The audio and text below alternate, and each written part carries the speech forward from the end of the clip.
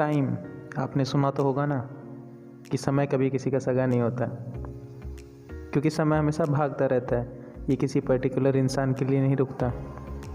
और वैसे एक सक्सेसफुल इंसान बनने के लिए हमें भी यही सीख लेनी चाहिए कि हम अपने काम में इतना बिजी हो जाएं कि कभी किसी पर ध्यान ना दे पाएँ। और वैसे भी ह्यूमन माइंड किसी भी चीज़ को मैनेज करना बखूबी जानता है। तो आइए अब हम भी समय को मैनेज करने के बारे में जानते हैं। हेलो फ्रेंड्स, मैं गौरव वर्मा आपका हार्दिक स्वागत करता हूं आपके अपने YouTube channel GD educational hub पर। दोस्तों, आज का हमारा टॉपिक है इफ़ेक्टिव टाइम मैनेजमेंट। अगर आप नहीं जानते कि टाइम मैनेजमेंट क्या है और ये हमारे लिए इतना इम्पोर्टेंट क्यों है, तो आप हमारा बेसिक ऑफ टाइम मैनेजमेंट वाला वीडियो देखिए, जिसका लिंक मैंने डिस्क्रिप्शन में दे दिया है।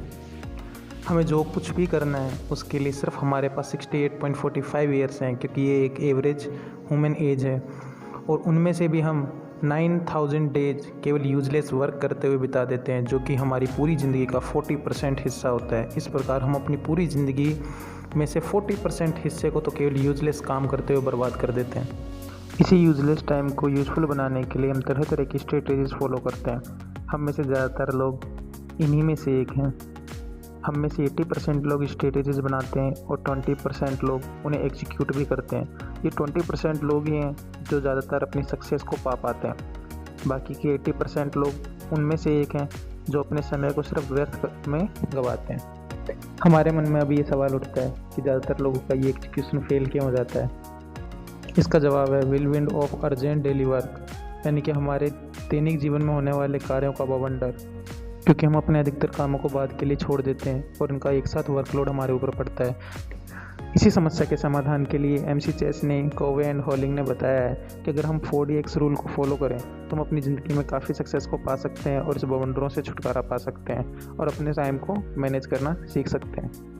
तो आइए अब हम 4DX रूल के बारे में जानते हैं, यानी कि 4 डिसिप्लिन्स ऑफ एग्जीक्यूशन, जिनमें से पहला डिसिप्लिन है डिसिप्लिन ऑफ फोकस, दूसरा डिसिप्लिन है डिसिप्लिन ऑफ लीवरेज, और तीसरा डिसिप्लिन है डिसिप्लिन ऑफ एंगेजमेंट, और चौथा डिसिप्लिन है डिसिप्लिन ऑफ अकाउंटेबिलिटी। तो आइए अब एक एक करके इन डिसिप्लिन्स को समझते हैं। First discipline, discipline of focus. Discipline of focus को समझने के लिए सबसे पहले हम विग के बारे में जानते हैं। विग यानी कि वाइडली इंपॉर्टेंट गोल्स, वो गोल्स जो हमें सबसे पहले अचीव करने होते हैं। ये इस तरह के वर्क हैं जिन्हें ना करने से हमें कुछ ना कुछ नुकसान उठाना पड़ सकता है, इसीलिए हमें इन्हें सबसे पहले ख़त्म कर देना चाहिए। हमारे विक्स की मैक्सिमम लिमिट 2 होनी चाहिए, और हमें इस बात का भी ध्यान रखना चाहिए कि हमारे lower level weeks higher level weeks को सपोर्ट करने चाहिए। हमारे विक्स का एग्जीक्यूशन टाइम भी बहुत कम होना चाहिए। अब हम next discipline, discipline of leverage के बारे में जानते हैं। हम सभी की ज़िंदगी में एक समय ऐसा ज़रूर आता है जब हम मेहनत करते हैं फिर भी हमें परिणाम नहीं मिलता है, पर हमें मेहनत करते रहना चाहिए और कभी भी रिजल्ट पर ध्यान नहीं देना चाहिए, क्योंकि जो इंसान रिजल्ट पर ध्यान देते हैं और एक्शन नहीं करते हैं वो हमेशा पीछे रह जाते हैं। इसीलिए कहा गया है कि lead the action and lagging the result. हमेशा एक्शन को लीड करना चाहिए तथा हमारा पूरा ध्यान एक्शन पे ही होना चाहिए। हमारा नेक्स्ट डिसिप्लिन है डिसिप्लिन ऑफ एंगेजमेंट। सपोज कीजिए कि हम बिना स्कोर काउंट किए क्रिकेट खेलते हैं, तो हम 2 से 3 ओवर के अंदर ही बोर होने लगते हैं। अगर हम स्कोर बोर्ड देखते हैं तो हम बोर नहीं होते, क्योंकि स्कोर बोर्ड हमारे लिए एक मोटिवेशन का काम करता है। अब नेक्स्ट डिसिप्लिन हमारे लिए बहुत ज़्यादा इंपॉर्टेंट होने वाला है, क्योंकि 3 डिसिप्लिन तो हमारे लिए एक स्ट्रेटेजी बिल्डअप करते हैं, पर 4th नंबर हमारे लिए एक एग्जीक्यूशन मेथड प्रोवाइड करता है, जिसकी बदौलत हम किसी भी काम को एग्जीक्यूट कर सकते हैं। इस डिसिप्लिन का नाम है डिसिप्लिन ऑफ अकाउंटेबिलिटी। ये हमें बताता है कि हमें अपनी विक्स को कैसे एग्जीक्यूट करना चाहिए। हमें आने वाले समय के लिए पहले से ही प्री प्लानिंग कर लेनी चाहिए। हम अपने सारे विल्स को एक कागज़ पर नोट डाउन करेंगे, जिनमें से हम एक वाइडली इंपॉर्टेंट वर्क को चूज करेंगे जो हमारा विग है, यही हमारा एम है, और हम अपना पूरा ध्यान किसी विग को पूरा करने के ऊपर लगाएंगे। इसके लिए हम 4 लिस्ट बनाएंगे, जिनमें से पहली लिस्ट अपनी डेली लिस्ट, दूसरी वीकली, तीसरी मंथली और चौथी ईयरली लिस्ट बनाएंगे।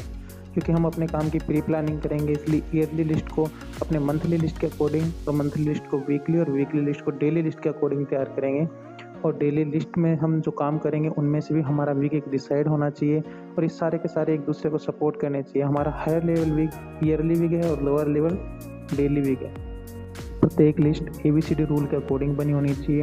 ABCD लिस्ट में हम 4 A type, B type, C type, D type works को इंक्लूड करेंगे, जिनमें से A टाइप का वर्क वो होने चाहिए जो हमारे लिए बहुत ज़्यादा इंपॉर्टेंट है, जिन्हें ना करने से हमें बहुत ज़्यादा लॉस उठाना पड़ सकता है। और B टाइप के वो वर्क्स होने चाहिए जो हमारे लिए इंपॉर्टेंट तो हैं, पर जिन्हें ना करने से हमें थोड़ा लॉस उठाना पड़ेगा। और तीसरे नंबर के C टाइप के वर्क्स वो हैं जो बिल्कुल भी हमारे लिए इंपॉर्टेंट नहीं है, जिनमें से बहुत कम लॉस होता है। और डी टाइप में हम उस टाइप के वर्क्स को इंक्लूड करेंगे जो हमारा सिर्फ समय बर्बाद करें और हमारे लिए यूजलेस हैं, जिन्हें ना करने से हमें किसी भी प्रकार का लॉस नहीं होगा। इसी के साथ हम अपना सेशन ख़त्म करते हैं और मिलते हैं नेक्स्ट सेशन में।